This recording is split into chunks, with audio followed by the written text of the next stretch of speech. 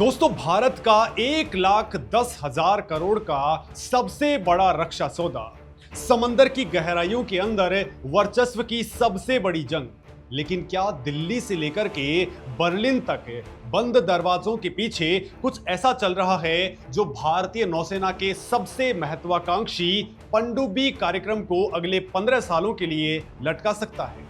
जिस German company TKMS पर भारत अपनी समुद्री सुरक्षा का इतना बड़ा दांव लगाने जा रहा है, क्या उसने गुपचुप तरीके से कनाडा के साथ में $80 बिलियन का कोई ऐसा सीक्रेट खेल कर दिया है जिससे भारत का प्रोजेक्ट 75I सीधे तौर पर खतरे में पड़ गया है? क्या भारतीय नौसेना एक ऐसी सबमरीन खरीदने जा रही है जो असल में इस दुनिया में वजूद में ही नहीं है? एंगुलर हल का वो सच जिसे फाइलों के अंदर दबा दिया जा रहा है, क्या वो भारत के समंदर के अंदर अरबों रुपए और हमारे नौसैनिकों के भविष्य के साथ में एक बड़ा एक्सपेरिमेंट है? दोस्तों, 43,000 करोड़ के अंदर शुरू हुआ ये प्रोजेक्ट अचानक से 1,10,000 करोड़ का कैसे हो गया? और सबसे बड़ा सवाल, क्या टेक्नोलॉजी ट्रांसफर के नाम पर जर्मनी वास्तव में अपनी कोर टेक्नोलॉजी भारत को सौंपेगा, या फिर कनाडा के भारी भरकम ऑर्डर के आगे भारत का ये प्रोजेक्ट सिर्फ कागजों पर रेंगता ही रहेगा? नमस्कार दोस्तों, मेरा नाम है मुकेश और आज हम भारतीय नौसेना के बहुप्रतीक्षित प्रोजेक्ट 75I को डिकोड करेंगे। ये वो सच है जो आपको मेन स्ट्रीम मीडिया के अंदर सुनने को नहीं मिलेगा। दोस्तों, भारत की समुद्री सुरक्षा इस वक्त एक ऐसे मोड़ पर है जहां एक छोटी सी रणनीतिक चूक भी हिंद महासागर के अंदर चाइना की पीपुल्स लिबरेशन आर्मी नेवी और पाकिस्तान की नौसेना को भारत पर हावी होने का मौका दे सकती है। 1999 के करगिल वॉर के बाद में भारत ने एक 30 वर्षीय सबमरीन निर्माण कार्यक्रम की योजना बनाई थी। टारगेट था 2030 तक भारत के पास में 24 अत्याधुनिक पारंपरिक पनडुब्बियां होंगी। लेकिन आज सच्चाई क्या है?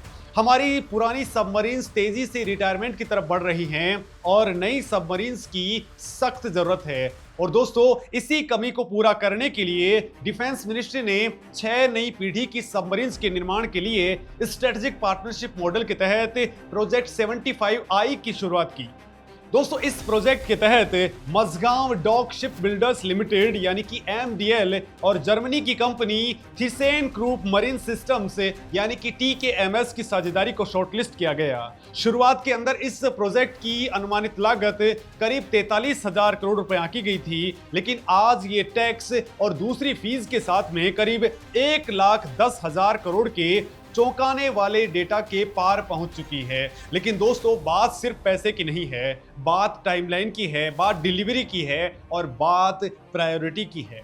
भारतीय रक्षा गलियारों के अंदर इस समय जो सबसे बड़ा सवाल गूंज रहा है वो ये है कि क्या TKMS अपने पूरे ऑर्डर को टाइम पर पूरा भी कर पाएगा? दोस्तों, ये सवाल हवा के अंदर नहीं है, इसके पीछे है जुलाई 2026 के अंदर हुआ एक ऐसा अंतरराष्ट्रीय घटनाक्रम जिसने प्रोजेक्ट 75I की पूरी नींव पर ही सवाल खड़े कर दिए हैं।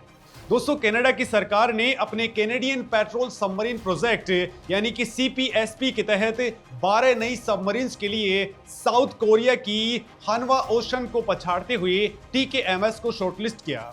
ये दुनिया के सबसे बड़े रक्षा सौदों में से एक है जिनकी अनुमानित लागत 80 बिलियन कैनेडियन डॉलर है। दोस्तों, TKMS की ओर से इन 12 सबमरीन्स की पहली डिलीवरी 2034 से पहले की जानी है। इस एक सौदे ने TKMS के ऑर्डर बैकलॉग को रातों रात 50% से ज्यादा बढ़ा दिया है। कनाडा के डिफेंस एस्टेब्लिशमेंट एजेंसी यानी कि DIA ने जिस रफ्तार से इस डील को आगे बढ़ाया है उसने पूरी दुनिया के डिफेंस एक्सपर्ट्स को चौंका दिया है। अब दोस्तों, इसका सीधा असर भारत पर कैसे पड़ेगा इसे ध्यान से समझना बेहद जरूरी है। कनाडा की 12 सबमरीन्स जर्मनी की कील में मौजूद शिपयार्ड के अंदर ही बनेंगी। दोस्तों, विदेशी धरती पर बनाने के बजाय अपनी ही धरती पर निर्माण करने में कंपनीज को भारी मुनाफा होता है और दूसरी तरफ भारत का सौदा केवल 6 सबमरीन्स का है, वो भी बेहद जटिल टेक्नोलॉजी ट्रांसफर यानी कि TOT के साथ में, जिसका निर्माण भारत के अंदर यानी MDL को करना है। दोस्तों व्यापार का सीधा सा रूल है कि कोई भी बहुराष्ट्रीय कंपनी अपने सबसे मुनाफे वाले और सीधे निर्माण वाले प्रोजेक्ट को प्रायोरिटी देंगी, ना कि उस प्रोजेक्ट को जहां उसे अपनी तकनीकी किसी दूसरे देश की सरकार को सौंपनी है, यानी वहां को सिखानी पड़ेगी। दोस्तों सबमरीन निर्माण के अंदर सबसे अहम होते हैं उच्च प्रशिक्षित नेवल आर्किटेक्ट और सबमरीन इंजीनियर्स। टीकेएमएस के पास में असीमित मानव संसाधन नहीं है। कनाडा के $80 बिलियन के इतने बड़े प्रोजेक्ट को टाइम पर पूरा करने के लिए टीकेएमएस को अपने सर्वश्रेष्ठ इंजीनियर्स और एक्सपर्ट्स को कील शिपयार्ड में ही तैनात करना होगा। ऐसे में भारत के अंदर एमडीएल को तकनीकी सहायता और टीओटी देने के लिए टीकेएमएस के पास में ना तो पर्याप्त विशेषज्ञ बचेंगे और ना ही उनका ध्यान भारत पर पूरी तरह से सेंट्रलाइज हो सकेगा। अब दोस्तों ऐसे माहौल के अंदर ये डर वाजिब नहीं है कि भारत के प्रोजेक्ट के अंदर सालों की देरी हो सकती है। एक तरफ कनाडा अपनी डेडलाइन को लेकर के काफी आक्रामक है, दूसरी तरफ भारत के अंदर अभी भी नेगोशिएशन का दौर चल रहा है। दोस्तों इससे भी बड़ा सस्पेंस उस सबमरीन के डिजाइन को लेकर के है जिसे भारत को ऑफर किया जा रहा है। भारत के प्रोजेक्ट 75I के लिए टीकेएमएस जो सबमरीन पेश कर रहा है वो उनका परखा हुआ टाइप 214 या टाइप 212 डिजाइन नहीं है, जो कई देशों की नेवीज के अंदर सफलतापूर्वक चल रहा है। दोस्तों इस कॉन्ट्रैक्ट के तकनीकी पहलुओं के मुताबिक टीकेएमएस ने भारत के लिए एक बिल्कुल नया डिजाइन पेश किया है, जिसमें पारंपरिक गोल हल के बजाय कोणीय हल यानी कि एंगुलर लाइंस का उपयोग किया गया है। दोस्तों जर्मन कंपनी का दावा है कि इससे सोनार सिग्नेचर कम होगा और सबमरीन की स्टेल्थ कैपेबिलिटीज बढ़ेंगी, लेकिन दोस्तों असली प्रॉब्लम ये है कि ये डिजाइन अभी तक दुनिया में कहीं भी मौजूद नहीं है। ये केवल कंप्यूटर स्क्रीन और ब्लूप्रिंट के ऊपर है। नौसेना के भीतर भी इस बात को लेकर के गहरी चिंताएं हैं कि जो सबमरीन आज तक बनी ही नहीं है उसका पूर्ण डिजाइन सत्यापन और तकनीकी परीक्षण कैसे होगा। रक्षा अधिग्रहण प्रक्रिया के नियमों के तहत कॉन्ट्रैक्ट साइन होने के 7 सालों के भीतर पहली सबमरीन की डिलीवरी देनी है, वो भी 45% स्वदेशीकरण के साथ में। दोस्तों यदि 2026 के आखिर में या 2027 की शुरुआत के अंदर कॉन्ट्रैक्ट साइन होता है तो पहली सबमरीन 2034 तक मिल जानी चाहिए। लेकिन दोस्तों एक सर्वदा नए डिजाइन को विकसित करने, उसके प्रोटोटाइप की टेस्टिंग करने और फिर उसे एक विदेशी शिपयार्ड के अंदर तकनीकी ट्रांसफर के जरिए बनाने के अंदर 7 साल का समय पूरी तरह से अवास्तविक और भ्रामक लगता है। जब कोई डिजाइन सिर्फ थ्योरीज के अंदर हो तो पानी के भीतर के दबाव, हाइड्रोडायनेमिक्स और वजन संतुलन का सटीक अनुमान लगाना अत्यंत जटिल होता है। यदि निर्माण के दौरान या फिर समुद्री परीक्षणों के अंदर कोई ढांचागत खराबी आ गई तो ये पूरा प्रोजेक्ट कई साल पीछे चला जाएगा। दोस्तों क्या भारत की नौसेना इस तरह के प्रयोग के लिए इतना लंबा इंतजार कर सकती है, खास करके तब जब चाइना लगातार हिंद महासागर के अंदर अपनी पैठ बढ़ा रहा है। अब दोस्तों आते हैं टेक्नोलॉजी ट्रांसफर के उस सबसे बड़े मुद्दे पर जिस पर सबसे ज्यादा चर्चा की जरूरत है। दोस्तों प्रोजेक्ट 75I का मूल उद्देश्य केवल सबमरीन खरीदना नहीं है बल्कि डीप टेक्नोलॉजी ट्रांसफर प्राप्त करना है, ताकि भविष्य के अंदर भारत अपने बलबूते प्रोजेक्ट 76 के तहत सबमरीन बना सके। लेकिन दोस्तों क्या टीकेएमएस वास्तव में अपनी कोर टेक्नोलॉजी भारत को सौंपेगा? ग्लोबल सबमरीन मार्केट के अंदर इस बात की चर्चा आम है कि टीकेएमएस ने साउथ कोरिया के साथ में काम किया था और आज वही साउथ कोरियन कंपनीज खुद एक बहुत बड़ी एक्सपोर्टर बन चुकी हैं। इस अनुभव के बाद में जर्मन कंपनी अब किसी भी देश को अपना कोर सोर्स कोड और डिजाइन ब्लूप्रिंट देने में बहुत ही सतर्कता बरतती है और यही कारण है कि प्रोजेक्ट 75I के अंदर टीकेएमएस ने शुरुआत के अंदर भारत की निजी कंपनी L&T से बात की, लेकिन बाद में वो सरकारी कंपनी एमडीएल के साथ में चले गए। उन्हें शायद ये डर था कि L&T टेक्नोलॉजी हासिल करके फ्यूचर के अंदर एक स्वतंत्र प्रतिस्पर्धी बन सकती है।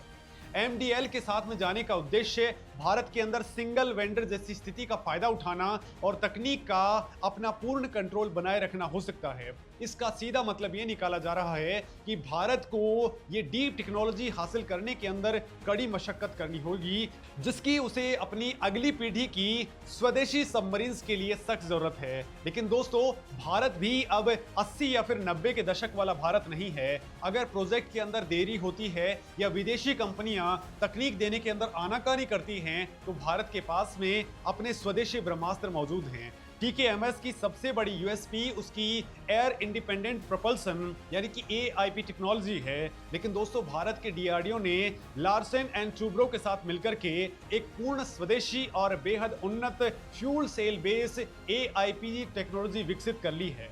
दोस्तों, रिपोर्ट्स के मुताबिक इसी साल के आखिर तक भारतीय नौसेना की एक मौजूदा पारंपरिक सबमरीन को ड्राई डॉक में ले जाकर के उसे बीच में काट करके उसके अंदर स्वदेशी एआईपी प्लग इन कर दिया जाएगा। जब भारत के पास में अपना खुद की प्रूवन एआईपी टेक्नोलॉजी आ चुकी है, तो भारत बातचीत की टेबल पर बहुत ही मजबूत पोजीशन के अंदर है। भारत दुनिया को यह संदेश दे चुका है कि हम किसी भी विदेशी तकनीक के मोहताज नहीं हैं। डिफेंस मिनिस्ट्री और भारतीय नौसेना की रणनीतिक सोच बिल्कुल साफ है। हमें तकनीक चाहिए, लेकिन शर्तें हमारी होंगी। दोस्तों, भारत का अंतिम लक्ष्य पूर्ण आत्मनिर्भरता है। दोस्तों, सेना प्रमुख एडमिरल दिनेश के त्रिपाठी ने हाल ही के अंदर स्पष्ट कर दिया है कि प्रोजेक्ट 76 के तहत 12 पूरी तरह से स्वदेशी पारंपरिक सबमरीन्स बनाई जाएंगी और इसके अलावा 2 न्यूक्लियर अटैक सबमरीन्स यानी एसएसएन को कैबिनेट कमेटी ऑन सिक्योरिटी से मंजूरी मिल चुकी है, जिसके 2036 या फिर 37 तक आने की पूरी संभावना है। दोस्तों, भारतीय नौसेना का अंडर वाटर डोमेन इस समय एक बेहद महत्वपूर्ण चौराहे पर खड़ा है। चाइना लगातार अपने सबमरीन बेड़े को विस्तार दे रहा है। ऐसे में भारत को हर कदम बहुत सोच समझ करके उठाना होगा। टीकेएमएस का चयन एक बहुत बड़ा रणनीतिक फैसला जरूर है, लेकिन दोस्तों, इसके पीछे उठ रहे सवालों को नजरअंदाज नहीं किया जा सकता। क्या टीकेएमएस कनाडा की 12 सबमरीन्स के भारी भरकम ऑर्डर के बीच में भारत की 6 सबमरीन्स के प्रोजेक्ट को प्रायोरिटी देगा? क्या एक बिना टेस्ट किया हुआ नया एंगुलर डिजाइन टाइम के ऊपर डिलीवर हो पाएगा? 1,10,000 करोड़ की इतनी बड़ी लागत के बाद में क्या भारत को यह तकनीक मिलेगी जिसका वादा किया जा रहा है? दोस्तों, भारत सरकार और नौसेना इन सभी पहलुओं पर पैनी नजर बनाए हुए हैं। भारत आज एक मजबूत इकोनॉमी और ग्लोबल पावर है जो अपनी शर्तों पर दुनिया से डील कर रहा है। दोस्तों, प्रोजेक्ट 75I केवल एक खरीद नहीं है, बल्कि भारत के भविष्य की नौसैनिक ताकत का ब्लूप्रिंट है। भारत को अब विदेशी कंपनियों के वादों को बारीकी से परखते हुए अपने स्वदेशी कार्यक्रमों, डीआरडीओ के इनोवेशंस और प्रोजेक्ट 76 जैसे अभियानों के ऊपर अपना तगड़ा फोकस बढ़ाना होगा। यही एकमात्र ऐसा रास्ता है जो भारत को हिंद महासागर के अंदर किसी विदेशी ताकत का मोहताज नहीं, बल्कि एक अभेद्य और पूर्ण रूप से आत्मनिर्भर नौसैनिक महाशक्ति बना सकता है। अब दोस्तों, इस सारे मामले पर आपका क्या कुछ कहना है? क्या हमें जर्मनी की उस कंपनी को ही अपना ऑर्डर दे देना चाहिए जिसके ऊपर इस तरह के सवाल उठ रहे हैं कि क्या वो कनाडा का काम करते हुए भारत का काम टाइम पे कर पाएगी? या फिर दोस्तों, भारत को अपनी ही कैपेबिलिटीज पर भरोसा करते हुए भारत के अंदर ही इन सबमरीन्स को अपने लेवल पर बनाना चाहिए? कमेंट में अपनी राय जरूर लिखें। नमस्कार।